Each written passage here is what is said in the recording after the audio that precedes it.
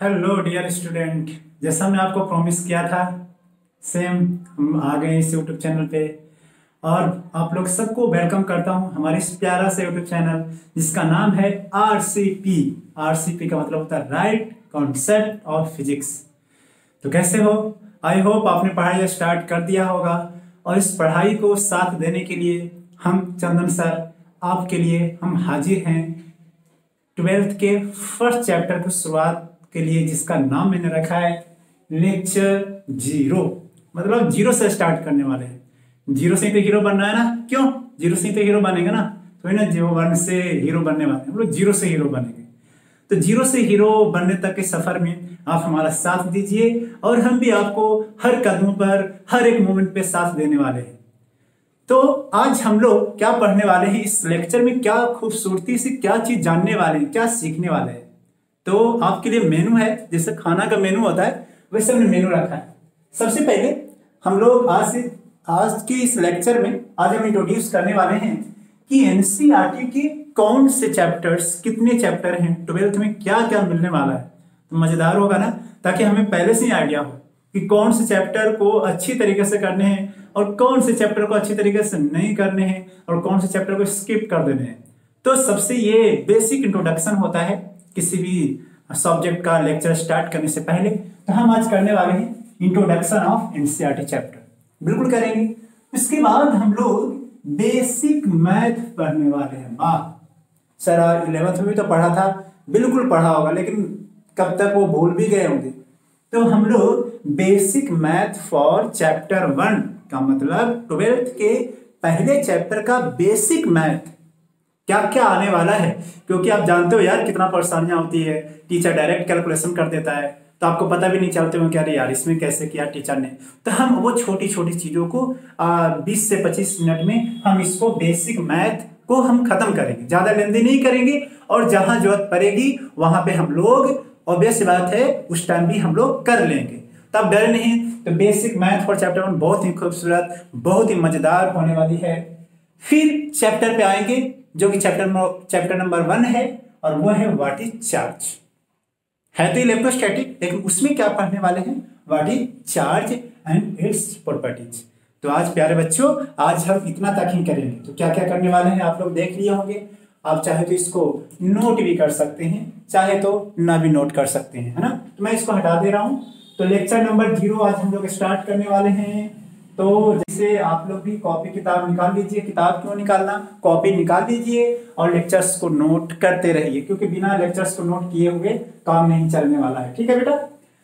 तो देखो 12th में जो 12th की जो बात करते हैं वो एनसीईआरटी 2 फॉर्मेट में बनी हुई है। जैसा कि आप 11th में भी जानते होंगे एनसीईआरटी 2 फॉर्मेट में बनी जाती है।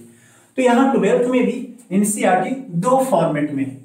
2 फॉर्मेट में जैसा आप सिंपली जानते हैं कि एक फॉर्मेट जो है वो पार्ट 1 के नाम से जाना जाता है, फिजिक्स पार्ट 1, और एक जो फॉर्मेट है फिजिक्स पार्ट 2, यानी कि जो है पार्ट 2। तो हम यहाँ पे पार्ट 2 लिख दिए। मजा आने वाला है भाई, मैं तो यही बोलूंगा। आप लेक्चर से एकदम बने रहिए, मस्त जबरदस्त, आप अच्छे से इसको जानिए तो ही तो मजा आएगा ना यार। कौन सा चैप्टर कितना इंपॉर्टेंट है, क्या पढ़ने वाले हैं। तो रेलगाड़ी थोड़ी ना कि बैठ गए हैं, कहाँ जाना है पता नहीं रेलगाड़ी में पता होता है ऐसे। तो हम लोग पहले जान लेंगे हमारा मोटिव क्या है, कितने चैप्टर जानने वाले हैं। तो पार्ट 1 और पार्ट 2। तो किताब खरीदनी पड़ती है क्या? तो बिल्कुल आप किताब खरीद लेंगे मार्केट से, अपडेटेड एनसीईआरटी। पार्ट 1 में सबसे पहले जो चैप्टर का नाम है वो जो है वो इलेक्ट्रिक फील्ड के नाम से चैप्टर बना हुआ है। एनसीईआरटी में अगर आप देखेंगे तो इलेक्ट्रिक फील्ड के नाम से चैप्टर बना हुआ है। दूसरा में वही इलेक्ट्रिक पोटेंशियल एंड कैपेसिटर के नाम से चैप्टर होगा। बिल्कुल होगा बेटा जी, आप देखिएगा कैपेसिटर के नाम से। कभी कभी कुछ जो बुक्स होते हैं वो इन दोनों चैप्टर्स को एक मानते हैं, क्योंकि ये चैप्टर और ये चैप्टर दोनों एक आपस में काफी कनेक्टेड है। तो ये दोनों चैप्टर को एक मानती है, तो आप भी एक मानिए, मन है तो दो मान लीजिए, कोई बात नहीं। तो electric field and electric potential and capacitor. तीसरा जो चैप्टर का नाम है बहुत ही प्यारा सा चैप्टर है, बहुत ही मजेदार है, जिसका नाम है करेंट, झटका लगना, current electricity. Oh my God, जिसको कभी कभी लोग आपको डीसी सर्किट के नाम से भी जानते हैं। क्या जानते हैं बेटा? डीसी सर्किट के भी नाम से जानते हैं। अब हमारा ये पार्ट 2 का भी फिलहाल हटा रहा हूं और चैप्टर्स के नाम लिख दे रहा हूं। तो डीसी सर्किट के भी नाम से जानते हैं, करंट इलेक्ट्रिसिटी, डीसी सर्किट। अच्छा, उसके बाद मूविंग चार्ज के नाम से चैप्टर है। किसके नाम से चैप्टर है बेटा जी? Moving charge and magnetism. ओहो, मैग्नेटिज्म के नाम से चैप्टर है। मूविंग चार्ज है किसके नाम से? मैग्नेटिज्म के नाम से। तो ये है। उसके बाद जो अगला जो चैप्टर है, किसका चैप्टर भाई? एनसीईआरटी पार्ट 1 का। उसके बाद चैप्टर वो है मैग्नेटिज्म। कौन सा? मैग्नेटिज्म एंड मैटर के नाम से है। ओहो, एक से एक मजेदार चैप्टर आ रहे हैं, देख रहे हो ना, नाम से ही जबरदस्त मजेदार। तो मैग्नेटिज्म एंड मैटर। उसके बाद जो है बड़ा सा प्यारा सा नाम है, उसको EMI में लिख देता हूं। EMI क्या है? EMI। ई का मतलब एलिफेंट नहीं, EMI का मतलब होता है इलेक्ट्रोमैग्नेटिक इंडक्शन, चाहे कभी कभी इलेक्ट्रोमैग्नेटिक इंडक्शन के भी नाम से भी जानते हैं। E for not elephant, M for not mango, I for not ink. This is electromagnetic induction, चाहे इलेक्ट्रोमैग्नेटिक इंडक्शन के नाम से जानते हैं। और उसके बाद जो है एक और चैप्टर है जिसका नाम है अल्टरनेटिंग करंट, AC DC नाम सुना? AC तो वही AC है। तो AC का मतलब वो वाला ऐसे नहीं जो घर में आप अभी गर्मी के दिन है तो AC का स्विच रखा हुआ आप प्रेस नहीं कर पा रहे हो बिजली बिल के चक्कर में, तो वो सारी बिजली बिल की कहानियां और ये जो AC वाली जो कहानियां, वो कितना गर्मी में ठंडा लगना, वो सब इस चैप्टर में पढ़ने वाले हैं AC में, है कि नहीं। और एक जबरदस्त सा प्यारा सा छोटा सा मस्त जिसका नाम है EMW कि एक BMW, नहीं BMW नहीं, EMW। तो सर आप BMW की याद दिला दे रहे हो। तो EMW है जिसका नाम है इलेक्ट्रोमैग्नेटिक वेव। क्या नाम है बेटा? Electromagnetic wave. तो हमारे इतने चैप्टर्स एनसीईआरटी के पार्ट 1 में पढ़ने हैं। इतने चैप्टर किसमें पढ़ने? एनसीईआरटी के पार्ट 1 में। कौन कौन सा नाम आपको याद हो गए होंगे? Electric field, electric potential and capacitor, current electricity यानी कि उसको डीसी सर्किट भी बोला जाता है। दूसरा moving charge and magnetism, next magnetism and matter, next EMI, next AC और BMW नहीं EMW। तो इतने बेटे चैप्टर हैं पार्ट 1। लेकिन सबसे अच्छी इसकी कहानियां जानते हो क्या? सबसे अच्छी कहानियां है कि सारे चैप्टर की सबका जो हार्ट बीट जो है ना, हार्ट बीट, ये सारे का हार्ट बीट एक ही है। हार्ट बीट होता है ना, किसी किसी का बहुत सारे हार्ट बीट होते हैं, तो लेकिन किसी किसी का एक ही हार्ट बीट होता है, तो वो हार्ट बीट एक ही है। आप समझ रहे होंगे। तो उस हार्ट बीट का नाम है दिल की धड़कन, एक ही है। वो दिल की धड़कन, धड़कने वाला जो है वो है प्यारे बच्चों चार्ज। कौन है? चार्ज। मतलब इस सारे चैप्टर में चार्ज की कहानियां हैं। सारे चैप्टर में किसका है कहानियां बेटा? चार्ज की। कभी चार्ज को रोक दिया, किसी चैप्टर में चार्ज को रोक के रखा है, किसी चैप्टर में चार्ज को चलाया गया है, किसी चैप्टर में चार्ज के चलने से क्या क्या होते हैं वो बताया गया, किसी चैप्टर में चार्ज को एक्सेलरेट करवा दिया गया, उसमें क्या होता है। तो मेन जो कहानी है एनसीईआरटी के पार्ट 1 में वो चार्ज का ही है। तो आपको आइडिया लग गया कि हाउ मच इंपॉर्टेंट चार्ज, वो कितना ज्यादा इंपॉर्टेंट होता है चार्ज। तो चार्ज के बारे में काफी अच्छे से हमें जानने हैं। तो आप कॉपी और कलम नोट कर लिए होंगे, तो शुरुआती से चैप्टर्स का नाम नोट कर लीजिए। मैं बोर्ड से हट जा रहा हूं, मैं काउंट कर दे रहा हूं 4 3 2 1। चलो मैं हटा देता हूं। तो चलिए बेटा जी, now it's time to second book की बात है। तो पार्ट 2 में मैं इसको यहां से ही लिख लेता हूं, इसको और भी मैं हटा देता हूं, ज्यादा लुक अच्छा लगेगा देखने में। तो पार्ट 2 में बेटा जी, पार्ट 2 में और भी बेहतर चीजें हैं। पार्ट 2 में और क्या क्या बेहतर आने वाले हैं। पार्ट 2 में है पहला रे ऑप्टिक्स। चैप्टर्स का नाम है, कौन सा चैप्टर का नाम है? Ray optics. हाँ बेटा जी, तो पहला चैप्टर का नाम है रे ऑप्टिक्स और एंड ऑप्टिकल इंस्ट्रूमेंट।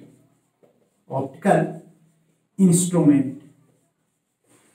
उसके बाद जो नेक्स्ट चैप्टर है रे ऑप्टिक्स के बाद, वो बहुत प्यारा सा चैप्टर है और उसका नाम है वेव ऑप्टिक्स।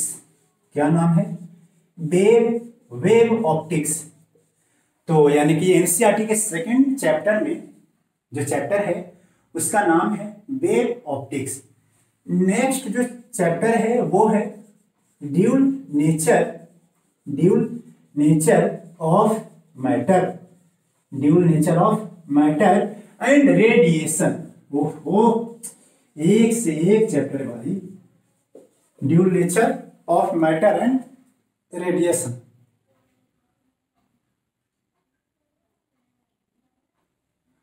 और नेक्स्ट में इसका जो है नाम थोड़ा सा अजीब सा है, इसको ऐसा नहीं है। सेकंड, इसके बाद जो नेक्स्ट जो है वो है dual nature of radiation. Dual nature of radiation and matter के नाम से चैप्टर। इसके बाद जो है नेक्स्ट लिख रहा हूं वो है एटम। और उसके बाद एक और है वो है न्यूक्लियाई। और उसके बाद एक लास्ट सेमी कंडक्टर। तो इतने चैप्टर आपको 12th में पढ़ने के लिए है बेटा, जिसमें ये तो बड़ा अच्छा सा चैप्टर है। पता है, आप मिरर में देखते हो अपना चेहरा तो डर जाते होगे तो डरने वाली जो चेहरा, जो डरावना वाला जो चेहरा है वो रे ऑप्टिक्स में ही काम है। और कभी कभी देखा है वो जाते हैं घूमने के लिए तो कुछ दूरबीन लेकर जाते हैं, देखते हैं, कभी किसी झांक के देखते हैं। तो वो झांकने वाली बात है, चाहे कैमरे के पीछे से देखते हैं, चाहे कभी कभी बाइक पर होते हैं और बाइक पर पीछे वाले को देख रहे होते हैं, पीछे वाले को पता नहीं होता है कि हमें देख रहा है। तो वो चीजें इस चैप्टर में पढ़ने। कौन से चैप्टर में? Ray optics and optical instrument.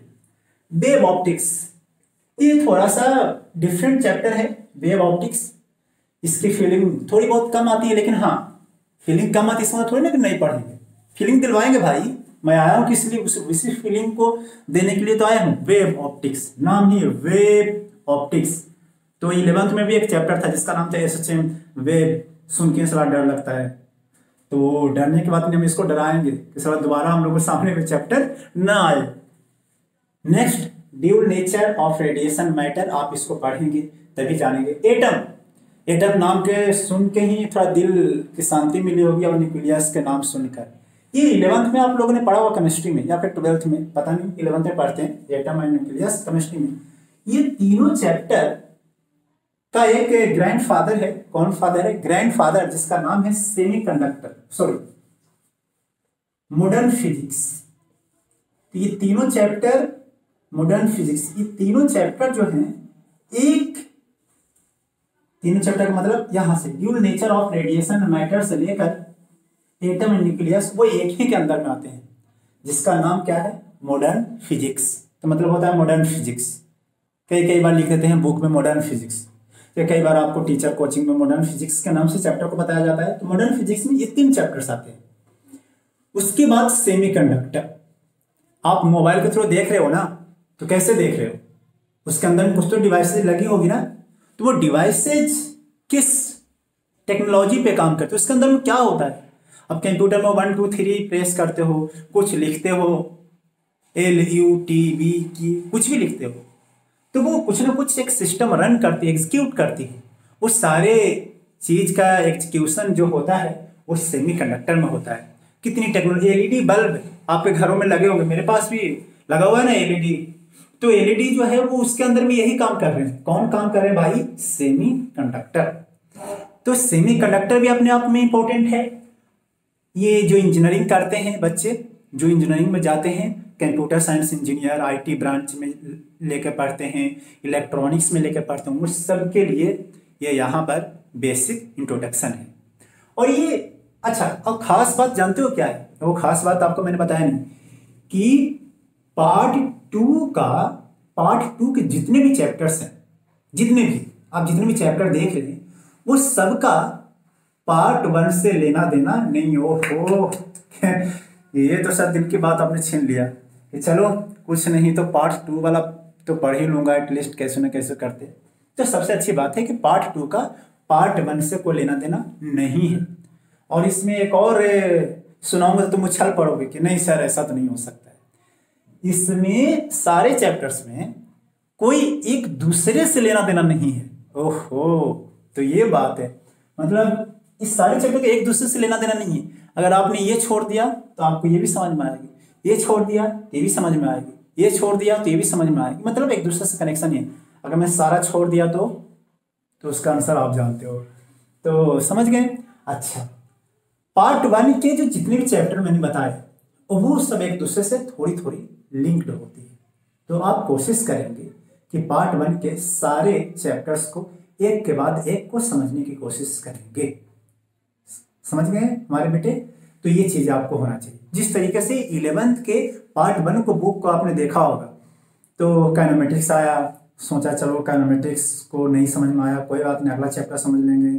फिर उसमें प्रोजेक्टाइल थोड़ी बहुत आ गई, फिर सर्कुलर मोशन आ गया, फिर देवों के देव महादेव एनएलएम आ गए, फिर उसके महादेव क्या वर्क पावर एनर्जी, और सबों का महादेवों का महादेव पता नहीं कौन सा भगवान, रोटेशन आ गया।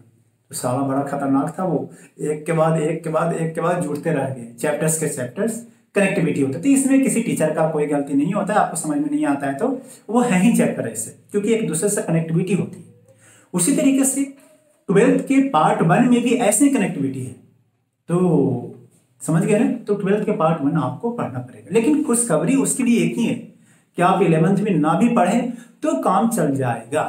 थोड़ी बहुत आपको आती होगी ना, force equal to mass into में एक्सेलरेशन आता होगा, एक्सेलरेशन इज इक्वल टू में फोर्स अपन में मास होता है, आता होगा।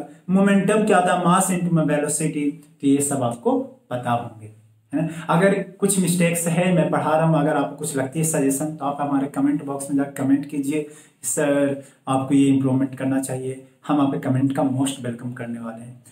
चलिए और आगे बढ़ते हैं, हम स्टार्ट करते हैं। आप नोट करना चाहोगे, नोट कर लीजिए। 4 3 2 1 हटा देता हूं बेटे।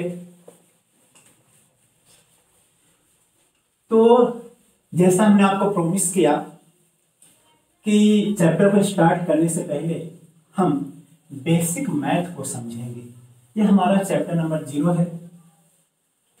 तो हम लोग क्या समझेंगे, बेसिक मैथ को, जो इस चैप्टर में यूज होने वाले हैं। क्योंकि बोर्ड वाले बच्चे, जो हमारे दोस्त बोर्ड वाले जो बच्चे हैं, उनको काफ़ी परेशानियां होती है उस मैथ को लेकर, क्योंकि टीचर कई बार कैलकुलेट कर देता है, तो कैलकुलेशन जो कर देती है वो अचानक से बोर्ड वाले बच्चों को समझ में नहीं आता है। कभी कभी नीट वाले बच्चों को भी समझ में नहीं आता है। अगर आप हमारे वीडियो जेई वाले बच्चे देख रहे हैं, उनको सब कुछ आता है, हम उनसे सजेस्ट करेंगे कि आपको आता है तो आप स्किप कर सकते हैं इस वीडियो को और आप आगे से देख सकते हैं। अगर नहीं आता है तो कोई बात नहीं, हम है ना।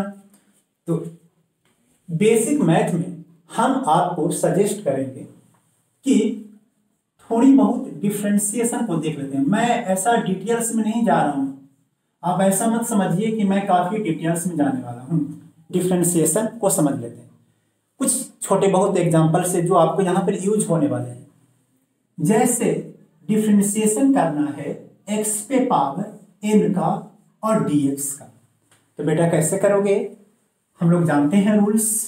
ये मैथ का पार्ट है, हम उतना डिटेल्स में नहीं जाएंगे कि रूल्स कैसे बना कैसे नहीं बना, लेकिन हम जरूर इतना कहेंगे कि x पे पावर n है तो इसका रूल्स होता है। कैसा रूल्स होता है बेटा, आप लोग सब जानते हैं, आप लोग करेंगे खुद से कॉपी पर। n बाहर आ जाएगा, n बेटा कहाँ आ जाएगा, बाहर, बाहर आके बाहर लाने वाली है, और क्या करने वाला है x, क्या करने वाला बेटा x, और ऊपर हो जाता है n माइनस में 1, n माइनस में 1। तो ये बहुत सिंपल सा है। इसी फॉर्मूले को अगर आप यूज करोगे, जैसे कि हम y इक्वल टू में x पे पावर -3 ले लेते हैं, नहीं पहले आसान से लेते हैं, 3 ले लेते हैं। तो कैसे करेंगे बेटा जी, आप इसको ऐसे करेंगे dy अपॉन में dx। बहुत प्यारा सा है, बहुत प्यारा सा है, डरे नहीं डरे नहीं। तो y की जगह पे क्या रख देंगे ओहो, इतना आसान सा है सर।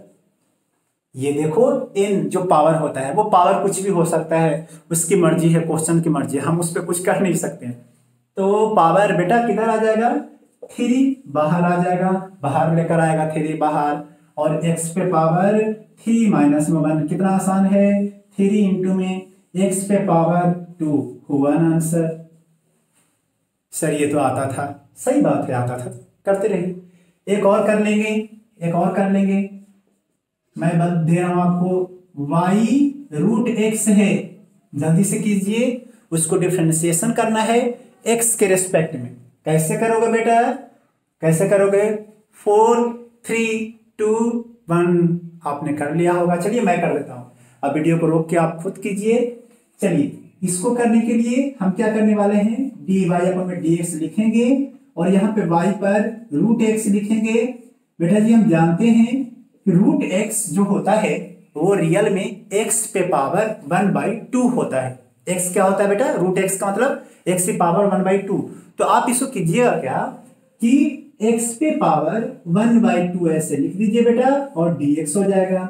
जैसा आपको बोला गया था रूल्स में कि पावर बाहर आ जाते हैं, तो बाहर आएगा तो 1/2 इंटू में x पे पावर 1/2 माइनस 1, कितना हो जाएगा बेटा जी, 1/2 x पे पावर माइनस में 1/2 होगा कि नहीं होगा। और हम ये भी जानते हैं कि जो माइनस जो 1/2 है वो ऊपर का नहीं है, वो कहाँ का होता है, नीचे का होता है। तो आप उसको थोड़ी बहुत नीचे कर दीजिए, थोड़ी बहुत क्या होगा तो पूरा नीचे होगा। ये हो जाएगा बेटा 1/2, और हम इसको रूट एक्स में लिख दिए। क्यों लिख दिए, अगर किसी को समझ में नहीं आया तो हमारे कमेंट बॉक्स में लिखिएगा कि आपने सर डायरेक्ट रूट एक्स कैसे लिख दिया। चलिए नोट कर लीजिए, नोट कर लीजिए बेटा जी,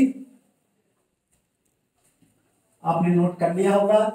क्या हटा दूं, बिल्कुल सर हटा दीजिए। चलिए बहुत बढ़िया, आप हटा देता हूं। 4 3 2 1 हट गया। चलिए बहुत बढ़िया, ये डिफरेंशिएशन के बिल्कुल बेसिक इंट्रो है। आपको जहां और भी डिफिकल्ट आएंगे तो मैं आपको बताने वाला हूं, वहां पे मस्त डिफिकल्ट जहां पर आएंगे आप बिल्कुल टेंशन ना लीजिए, बिल्कुल टेंशन। ये लेक्चर नंबर 0 चल रहा है और आप हमारे चैनल RCP पे हैं। अगर आप फर्स्ट टाइम हमारे चैनल्स पे आए हैं तो सब्सक्राइब करना ना भूलें, और बगल में बेल आइकन होगा वहां पर जरूर क्लिक कीजिए। चलिए नेक्स्ट जो है बहुत प्यारा सा, बहुत अच्छा सा जो है, उसका नाम है इंटीग्रेशन। क्या नाम है बेटा जी, इंटीग्रेशन। इंटीग्रेशन, इंटीग्रेशन का एक बहुत प्यारा सा रूल है जो कि कहा जाता है x की पावर n इंटू में dx। इसका जो फॉर्मूला होता है वो होता है x पे पावर n प्लस में 1, सॉरी x पे पावर n प्लस में 1 अपॉन में n प्लस में 1, कुछ इस तरीके से होता है, x पे power n plus 1 divided by n plus में 1। और अगर आप कहीं भी इंटीग्रेशन कर रहे हैं और 11th में आप जानते होंगे, कोई बात नहीं, नहीं जानते हैं तो यहां पर लिमिट अगर नहीं होती है इंटीग्रेशन में तो हम अपने मन से एक C for Chandan sir connect कर लिख देते हैं। C फॉर चंदन सर नहीं, कांस्टेंट होता है। ठीक है बेटा जी। एग्जांपल क्या है इसका, एग्जांपल है जैसे x पे पावर 5 dx है, और अगर आप इसका इंटीग्रेशन करना चाहते हैं तो ये हो जाएगा x पे पावर 5 प्लस 1, जैसा हमने बताया 5 प्लस 1, और यहां पर भी 5 प्लस में 1 प्लस में कांस्टेंट हो जाएगा, तो x पे पावर 6 हो जाएगा, और ये 6 हो जाएगा प्लस में कांस्टेंट। है ना आसान सा, है ना आसान सा, कितना आसान सा, x पे पावर 6 अपॉन में 6 प्लस में c फॉर कांस्टेंट। ओके, समझ में आ गया। चलिए आगे बढ़ते हैं। लेकिन ये फॉर्मेट कहीं कहीं पे फेल हो जाती है।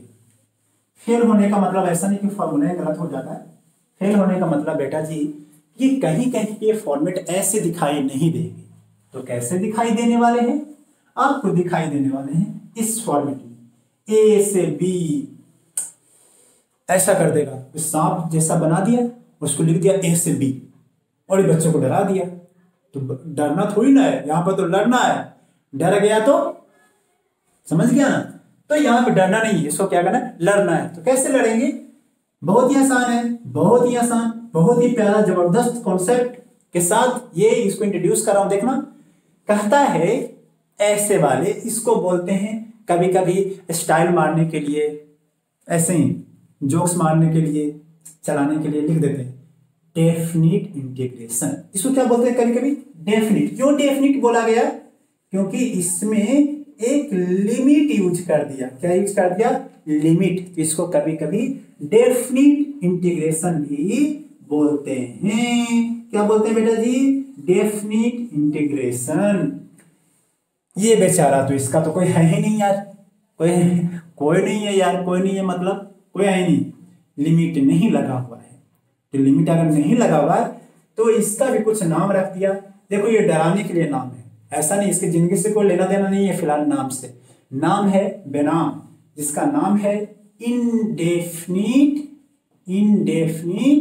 इंटीग्रेशन। क्या नाम है, इनडेफिनिट इंटीग्रेशन, है ना। तो आपको डेफिनिट इंटीग्रेशन और इनडेफिनिट इंटीग्रेशन आपको आसानी से समझ में आ जाएंगे। तो इसको थोड़ा सा ध्यान दीजिए। कैसे, इसका जो होता है, कहता है कि x पे पावर n+1, जैसा आप ऊपर सीखे थे, और यहां पर n+1 ये हो जाएगा, और नीचे लिमिट ऐसे लिख देते हैं, ए से बी। अब आप ऐसी गलती मत कर देना भैया, ये बी वाला नीचे लिख दिया और ये वाला ऊपर लिख दिया। अब लिखते होंगे मैथ वाले तो घुमाते रहते हैं ना, तो हमें उतना मैथ नहीं आता है। तो आप जैसा नीचे ए है तो ए लिखेंगे, और बी है तो बी लिखेंगे। फिर से आपको डराने के लिए इसको कभी कभी अपर लिमिट भी बोलते हैं। बिल्कुल मैं मान के चाहता हूं कि आपको कुछ नहीं आता है। और इसको क्या बोलते हैं, लोअर लिमिट बोलते हैं। क्या बोलते हैं बेटा जी, लोअर लिमिट। क्या बोलते हैं बेटा जी, लोअर लिमिट। अच्छा, और होता क्या है कि फिर से अपर लिमिट की वैल्यू पुट करनी पड़ती है और लोअर लिमिट की वैल्यू पुट करनी पड़ती है। तो अपर है, अपर वाला, ऊपर वाला तो सबसे पहले आएगा। तो x के जगह पर वो पहले आएगा n+1, फिर माइनस का साइन देना है बेटा। किसका साइन देना, माइनस का, और a के पावर n+1। लोअर वाला बाद में आया। क्या मैं प्लस लगा सकता हूं, बिल्कुल नहीं, माइनस है तो माइनस ही लगाएंगे। उसके बाद डिवाइडेड बाई में क्या करना है बेटा, डिवाइडेड बाई में n+1, जो ये था, आपको कुछ एक्स्ट्रा नहीं करना। अब जो भी वैल्यू जाए, a और b की कुछ भी वैल्यूज हो सकती है, वो सारे वैल्यूज इसमें पुट कर देना है। तो प्यारे बच्चे आप समझ गए होंगे।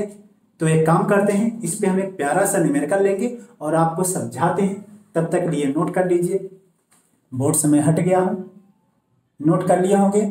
तो 4 3 2 1, 4 3 2 1 हटा देता हूं इसको, आपने नोट कर लिया होगा। एक एग्जांपल लेता हूं, बहुत बेहतरीन सा एग्जांपल, फिर आपको और भी समझाते हैं कि किस तरीके से ये चीजें काम करती है। जैसे x पे पावर 2 है और यहां पर 1 से लेकर 2 और dx निकालना है। तो आप स्क्रीन को रोक दीजिए, आप अपनी कॉपी पर इसकी सॉल्यूशन कीजिए। कैसे होगा, हो गया 4 3 2 1, ओके। नहीं हुआ कोई बात नहीं, हो गया तो आंसर मिला दीजिए।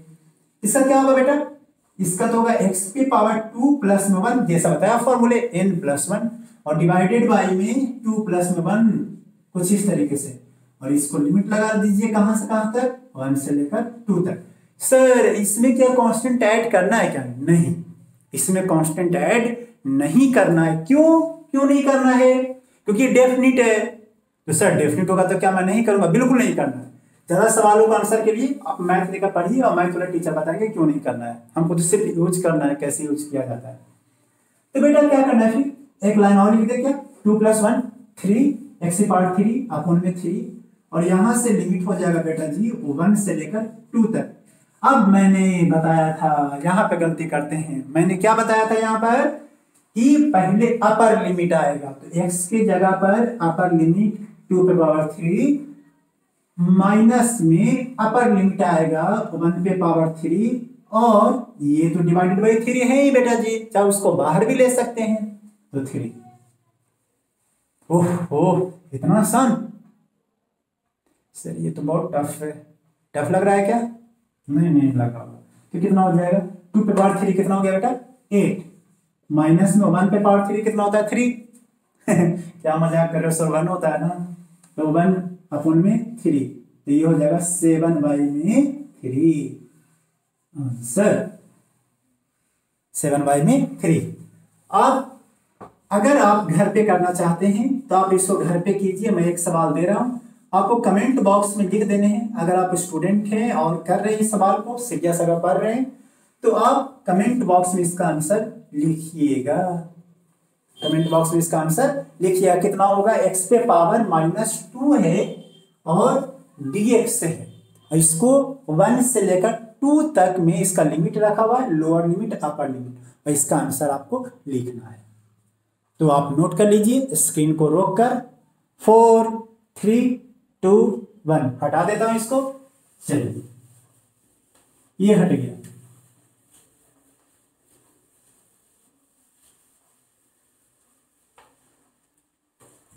कैसे हो बच्चों? मस्त मजा आ रहा है? आई होप मजा तो आ रहा होगा। अब जो है आगे बढ़ते हैं और सीखते क्या है कि मैथ में तो सीख लिया। एक चैप्टर है जिसका नाम था कुछ शुरू में 11th के शुरू में वो चैप्टर मेरे को मिले थे। कौन सा चैप्टर था याद करो, जिसमें काफी आई कैप जे कैप था, वो मन में आ गया होगा। कौन सा? वेक्टर। तो कुछ वेक्टर की चीजें सीख लेते हैं, क्योंकि वेक्टर का यहाँ पे काफी ज्यादा आने वाला है। तो आप घर पे अगर रिवाइज कर सकते हैं तो आप वेक्टर के सारे सवाल को रिवाइज कर सकते हैं। सारे सवाल क्या? पूरे कॉन्सेप्ट को, क्योंकि vector vector vector vector most important है 12th के फर्स्ट बुक के लिए। 12th के एनसीईआरटी फर्स्ट बुक के लिए मोस्ट इंपॉर्टेंट है वेक्टर। तो आप बेटा जी वेक्टर को आप रिवाइज कर लीजिएगा। ऐसे में वेक्टर को क्या क्या यूज होने वाले हैं वो मैं आपको यहां पर दिखा देता हूं। वेक्टर जो फॉर्मेट जो दिखाई देता है बेटा, वो इस तरीके से होते हैं। कभी कभी आपके गाड़ियां की आवाज दिखाई देगी, सुनाई देगी, दिखाई कहां से देते हैं, कोई बात नहीं, वो कभी कभी आ जाते हैं, उसमें मेरा कंट्रोल है नहीं। चलिए, तो ए वेक्टर जो होता है वो दिखाई देता है ए आई कैप, बी जे कैप, सी के कैप, कुछ इस तरीके से दिखाई देगा। हो सकता है आपको कोई वेक्टर में के कैप नहीं हो, कोई बात नहीं, नहीं है तो नहीं है। जैसे एग्जांपल में कि कोई एक वेक्टर है, वो है 3i कैप -2j कैप, इसमें के कैप नहीं है। हो सकता है कोई वेक्टर होगा, ऐसा होगा 3i कैप प्लस में 2k कैप, j कैप नहीं है। हो सकता है कोई वेक्टर सिर्फ 3j कैप हो। कई तरीके से हो सकते हैं वेक्टर, तो आपको ऐसे वेक्टर दिखाई देंगे। किसी किसी वेक्टर का, जैसे हम एक वेक्टर उठा रहे हैं जिसका मैंने स्टैंडर्ड फॉर्मेट में लिख दिया है, तो उस वेक्टर को हम मैग्नीट्यूड कैसे निकालते हैं? क्या कैसे निकालते हैं? मैग्नीट्यूड बहुत ही आसान है। ए का मैग्नीट्यूड अगर आपको निकालना है तो वो लिखा जाएगा कैसे? कैसे लिखा जाएगा? ए का स्क्वायर मतलब आई वाले का स्क्वायर प्लस में बी का स्क्वायर प्लस में सी का स्क्वायर। इस तरीके से किसी वेक्टर का मैग्नीट्यूड निकाला जाता है। ये 11th का पार्ट है, आप लोगों ने पढ़ा होगा इसको, लेकिन मैं थोड़ी थोड़ी रिवाइज कर दे रहा हूं क्योंकि आपके लिए ये इंपॉर्टेंट है। आप और भी डिटेल्स में जाना चाहते हैं तो आप अपने नोटबुक को निकालिए। 11th में जो भी सर पढ़ाया होगा बहुत ही मस्त पढ़ाए होंगे, आप उसके चीजों को आप देख लेना, ठीक है। ए का स्क्वायर प्लस में बी का स्क्वायर प्लस में सी का स्क्वायर, बहुत ही आसान है। जैसे अगर मैं एक एग्जांपल ले लूं कि एक ए वेक्टर है, वो है 2i कैप प्लस में 3j कैप प्लस में k कैप, तो इसका मैग्नीट्यूड निकालना है। तो बेटा कैसे निकालोगे? ए का मैग्नीट्यूड इस तरीके से ऐसे करके ऐसे कर लिया, और निकालोगे तो कैसे निकालोगे? 2 का स्क्वायर प्लस में 3 का स्क्वायर प्लस में k का स्क्वायर नहीं करते हैं, k का मैग्नीट्यूड कितना है बेटा? 1, तो 1 का स्क्वायर करेंगे, है ना बेटा, आसान सा काम। अब इसको क्या करने वाले हैं, देख लो, 2 का स्क्वायर, अच्छा नीचे दिख नहीं रहा होगा, मैं इसको ऊपर लिख दूं, ऊपर लिख देता हूं, मैं यहाँ पर ऐसे लिख दे रहा हूं, यहां से ऐसे, यहाँ पे आप देखते हैं इसका क्या लिखेंगे, ए का मैग्नीट्यूड जो लिखूंगा वो लिखने वाला हूं 2 का स्क्वायर कितना हो जाएगा 4 प्लस में 3 का स्क्वायर 9 प्लस में 1 तो कितना हो जाएगा रूट अंदर में 14 है ना आसान सा। अगर आपका सिर्फ जैसे इसका बताना है इसका क्या करोगे 3 का स्क्वायर प्लस में 2 का स्क्वायर रूट अंदर में तो कितना हो जाएगा 3 का स्क्वायर 9 हुआ 2 का स्क्वायर 4 हुआ तो रूट अंदर में 30। इसका कैसे निकालोगे, एक ही है, सिर्फ एक ही है, बी और सी सब 0 है, तो इसमें करूंगा क्या है रूट अंदर में 3 का स्क्वायर, तो 3 का स्क्वायर कितना हो जाएगा 9, लेकिन रूट अंदर में है ना तो 3 हो जाएगा। तो है ना आसान निकालना, आप नोट कर लीजिए सीक्वेंस वाइज में, आपको पता है किसके बाद क्या लिखना है, तो बेसिक मैथ है सिर्फ आपके लिए। चलो चले मिटा देते हैं इसको, आपने नोट कर लिया होगा। आगे बढ़ जाते हैं, आगे किस तरीके से, एक जो है बहुत ही इंपॉर्टेंट सा है जो आपको बच्चों को काफी परेशान करेगी, वो आप सीखिए। यहां पर बहुत ही खूबसूरत सा है, मजेदार सी चीजें हैं। आई होप आपको मजा आ रहा होगा चीजों को सीखने में। ऐसे ही 0 टेंशन के साथ सीखेंगे हम लोग पूरी फिजिक्स। टेंशन लेने का नहीं होता है टेंशन बगल वाले को देने के लिए होता है, तो टेंशन बगल वाले को दीजिए और आगे देखिए कैसे क्या होता है ना। एडिशन करने का, क्या करने का, एडिशन ऑफ वेक्टर करने का, एडिशन ऑफ वेक्टर। वेक्टर को 2 तरीके से ऐड किया जाता है। बच्चों को बहुत कंफ्यूजन होती है कि सर कौन सा फॉर्मूला लगाऊं, तो 2 तरीके से मैं बता रहा हूं, आप सीखेंगे। पहला तरीका है कि इफ मैग्नीट्यूड, क्या, magnitude and angle between if magnitude and angle between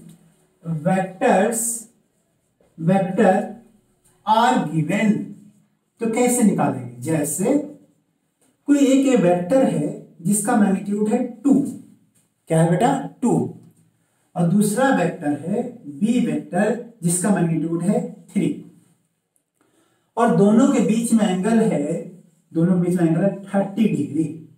कितना है बेटा जी 30 डिग्री। तो कैसे निकालेंगे, फॉर्मूला है रिजल्टेंट निकालने का, बहुत ही पॉपुलर सा फॉर्मूला। कौन सा, सोचो जरा सोचो, कौन सा, सोच लिया। फॉर्मूला है ए का स्क्वायर, ए का मैग्नीट्यूड का स्क्वायर, बी का स्क्वायर प्लस में 2ab cos थीटा। ये कब लगाना है, जब मैग्नीट्यूड पता हो और दोनों के बीच में एंगल पता हो। तो जब मैग्नीट्यूड पता होता है और दोनों के बीच में एंगल पता होता है तो हम कौन सा फॉर्मूला लगाएंगे बेटा, ये वाला। तो आप हमेशा तलाश करना। तो चलिए मैं वैल्यूज को रख देता हूं। तो कितना है वैल्यू, ए का वैल्यू 2 का स्क्वायर, जल्दी से आप लोग कैलकुलेट कीजिए, 3 का स्क्वायर प्लस में 2 इंटू में 3 इंटू में cos 30 डिग्री। समझ गए बेटा, 2 इंटू में 3 इंटू में cos 30 डिग्री। चलिए बताइए इसका आंसर कितना हो जाएगा। 4 का 2 का स्क्वायर का मतलब नीचे दिखाई नहीं दे रहा होगा,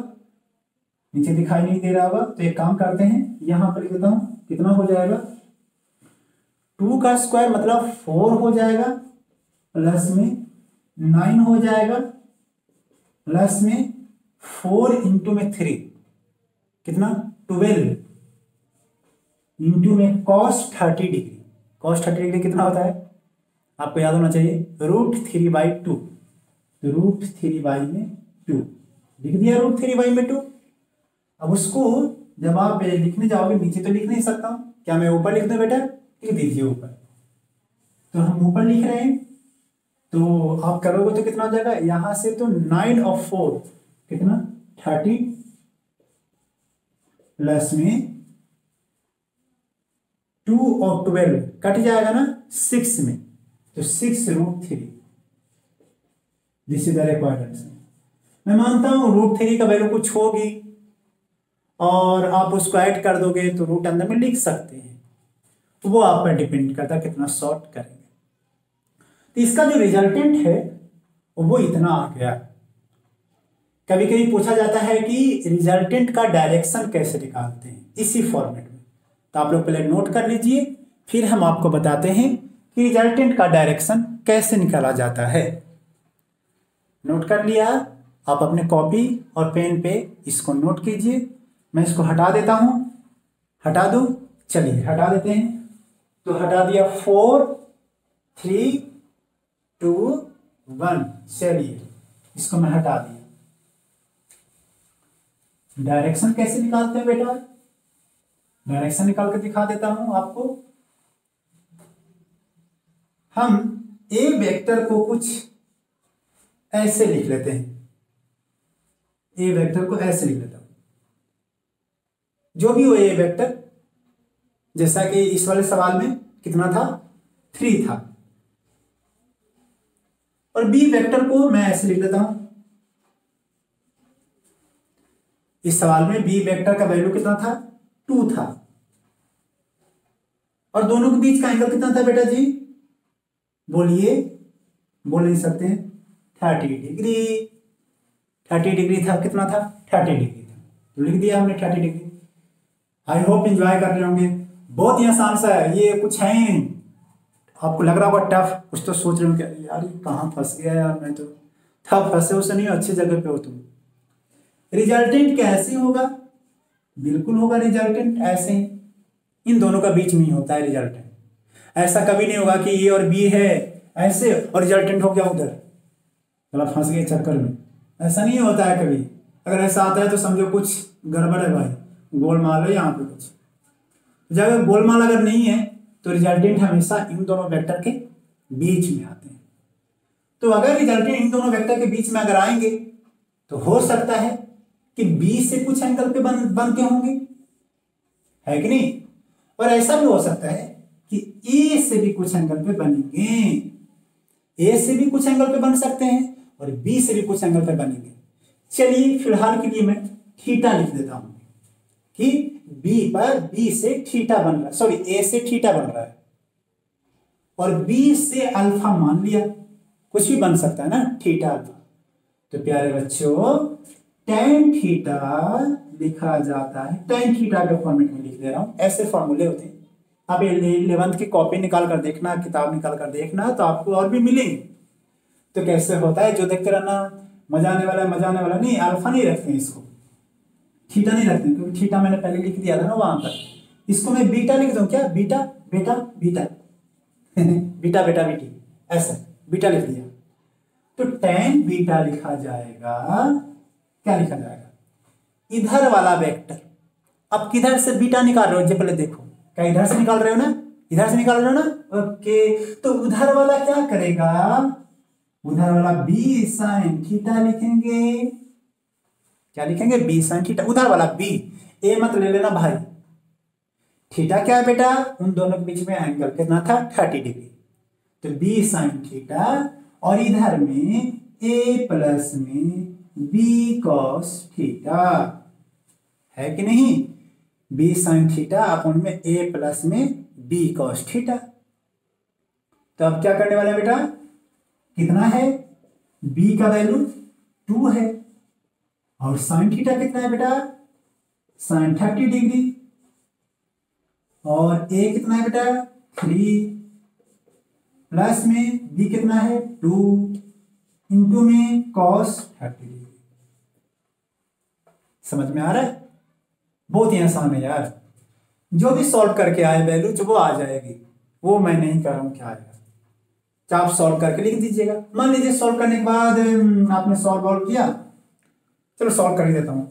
साइन 30 डिग्री की वैल्यू कितनी हो जाएगी 1/2, तो 2 इंटू में 1/2 डिवाइडेड बाई में 3 प्लस में 2 cos 30, cos 30 कितना √3/2, 2 इंटू में √3 में 2 ने 2 को मार दिया 2 ने 2 को मार दिया, इसने भी 2 ने 2 को मार दिया, तो बच गया कितना बेटा, ये बच गया 1 में 2 प्लस में √3।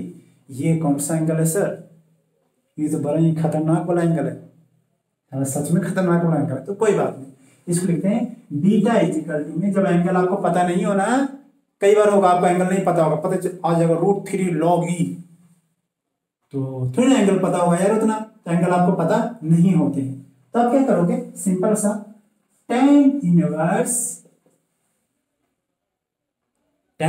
इनवर्स क्या 1 में 2 प्लस में √3, कितना प्यारा सा है, tan इनवर्स 1 प्लस में 1 में 2 प्लस √3, समझ गए बेटा जी। तो ये बहुत आसान सा है, आप इसको नोट कर लीजिए, और हम अगले पार्ट में बता रहे हैं कि कैसे निकालेंगे अल्फा, कैसे निकालेंगे अल्फा, तो आप लिख लीजिए अल्फा कैसे निकालेंगे, इसको नोट कर लीजिए, नोट कर लिए होंगे 4 3 2 1। चलिए यही बता रहे हैं first part, if magnitude and angle between vector are given.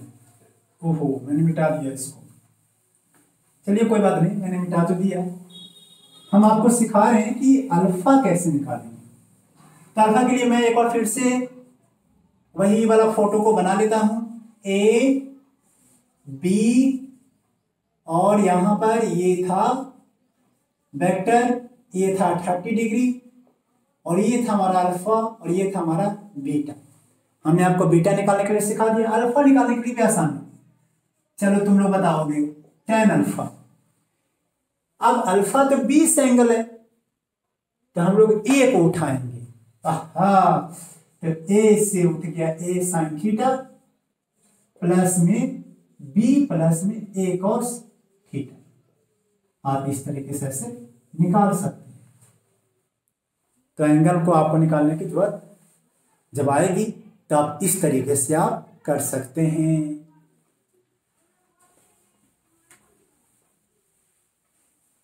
ये मेरा फर्स्ट वीडियो है, तो आप लोग से गुजारिश करूंगा कि कुछ गलत हो रही होगी तो आप प्लीज़ हमें कमेंट बॉक्स में बताइएगा।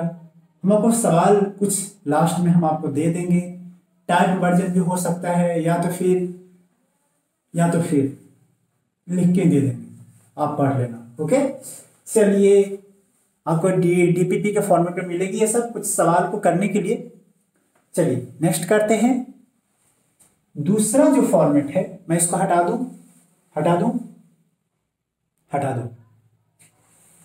हट गया। ये क्या हम लोग सीख रहे हैं, वेक्टर को कैसे ऐड किया जाता है। तो नेक्स्ट जो फॉर्मेट है वो दूसरा फॉर्मेट है कि if vector is given in the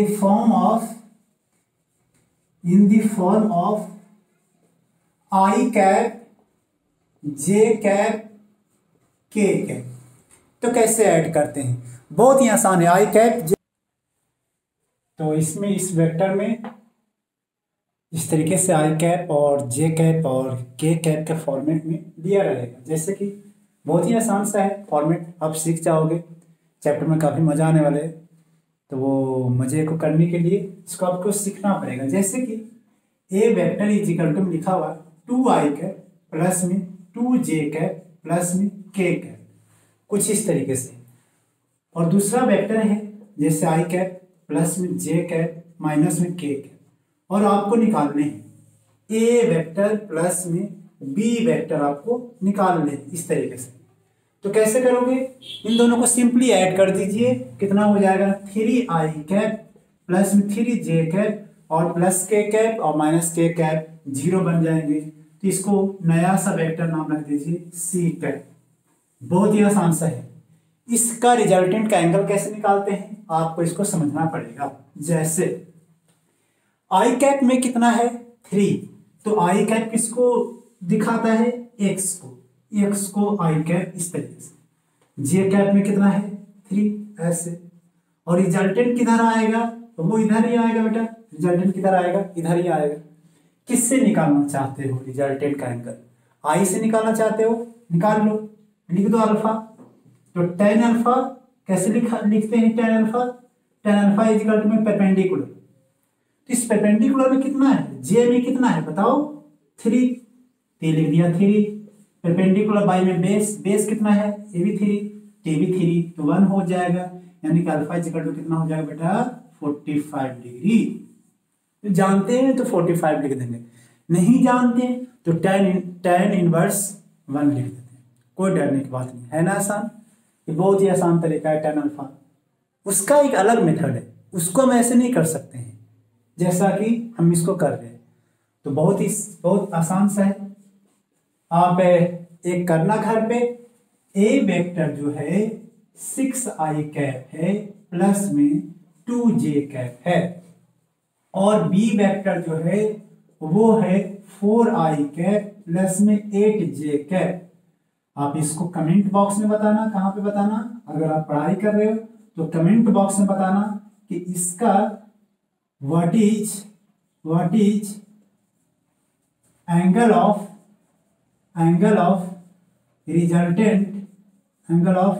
resultant from J cap. किससे निकालना कमेंट बॉक्स में क्या देना है आपको, व्हाट इज एंगल ऑफ किसका इस वाले सवाल का, कि ए कैप है 6i कैप प्लस में 2j कैप और बी कैप कितना है 4i cap plus 8j cap. तब वो कमेंट बॉक्स में बताना है कि रिजल्टेंट का एंगल जे कैप से क्या होगा। ठीक है बेटा, चलिए मैं हटा दे रहा हूं इसको। 4 3 2 1 हो गया। 4 3 2 1।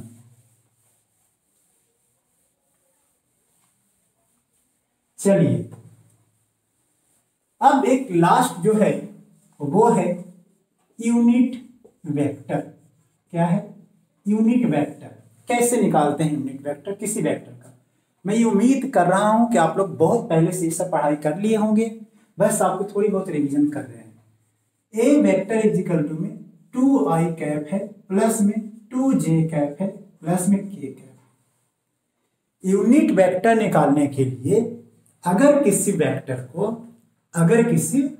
को उसके मैग्नीट्यूड से अगर डिवाइड कर देते हैं तो वो यूनिट वेक्टर बन जाता है कि नहीं। तो इसको हम लिख देते हैं यूनिट वेक्टर कैसे बनाते हैं। यूनिट वेक्टर कैसे बनाते हैं, if A vector is divided by magnitude, if A vector divided by magnitude then it become unit vector। then it become कौन सा वेक्टर यूनिट वेक्टर। आप लोग सोच रहे हो कि यूनिट वेक्टर का क्यों नाम पड़ा यूनिट वेक्टर, तो रियल में इसका आंसर है कि यूनिट वेक्टर एक ऐसी वेक्टर दुनिया में अकेलू राम इसलिए है क्योंकि इसका मैग्नीट्यूड क्या होता है 1। तो 1 मैग्नीट्यूड होने के वजह से इसका जो है इसका नाम क्या रखा गया यूनिट वेक्टर। तो सिंपली इसकी मैग्नीट्यूड क्या हो जाता है बेटा 1 होता है। मैग्नीट्यूड जो होता है वो 1 होता है। जैसे इसको करके देखिए, पहले आप अभी ये यूनिट वेक्टर जा सकता है कि जिससे मैग्नीट्यूड पहले निकाल लेते हैं वेक्टर का, ये वेक्टर का मैग्नीट्यूड निकाल लेते हैं। तो कैसे निकालेंगे आपको मैंने सिखाया था ना, 2 का स्क्वायर प्लस में 2 का स्क्वायर प्लस में 1 कितना हो जाएगा 2 का स्क्वायर प्लस में 2 का स्क्वायर प्लस में 1। ये हो जाएगा हमारे पास 4 प्लस में 4 प्लस में 1। ये हो जाएगा रूट अंदर में 4 4 8 1 9, ये हो जाएगा 3। और अगर आपको यूनिट वेक्टर निकालने हैं तो कैसे करोगे, यूनिट वेक्टर का ऐसे सिंबल होता है और ये वेक्टर जो है 2i कैप प्लस में 2j कैप प्लस में k कैप को 3 से डिवाइडेड कर दोगे और ये हो गया आंसर। तो आप समझ गए होंगे बेटे जी किस तरीके से आंसर निकाला जाता है। यूनिट वेक्टर कैसे निकालते हैं, डिफरेंशिएशन कैसे करते हैं, इंटीग्रेशन कैसे करते हैं, एडिशन ऑफ वेक्टर कैसे करते हैं, हमने आपको सिखाया। आई होप आपने इस लेक्चर को काफी एंजॉय किया होगा और हम इस लेक्चर को आज ही यहाँ तक ही एंड करते हैं। अगले लेक्चर में हम नए चैप्टर स्टार्ट कर देंगे। तो अगले लेक्चर में हम लोग पढ़ने वाले हैं कौन सा खूबसूरत सा बहुत प्यारा सा इलेक्ट्रोस्टैटिक चैप्टर स्टार्ट करने वाले हैं। आज ये स्टार्ट कर देता बट मुझे लग रहा है कि सेपरेट होना चाहिए। तो आप इस चैप्टर्स को एंजॉय कीजिए। बहुत प्यारा सा बेसिक मैथ आपको मैंने बताया है इस चैप्टर्स के लिए, 12th के चैप्टर्स के लिए स्पेशली फोकस है 12th के चैप्टर्स के लिए, ना कि 11th के चैप्टर्स के लिए। तो इसी पॉइंट के साथ हम इस लेक्चर को एंड करते हैं। आप हमारे चैनल से बने रहिए। बने रहने का मतलब चैनल को सब्सक्राइब कर लीजिए और बेल आइकन को प्रेस कर लीजिए। Thank you.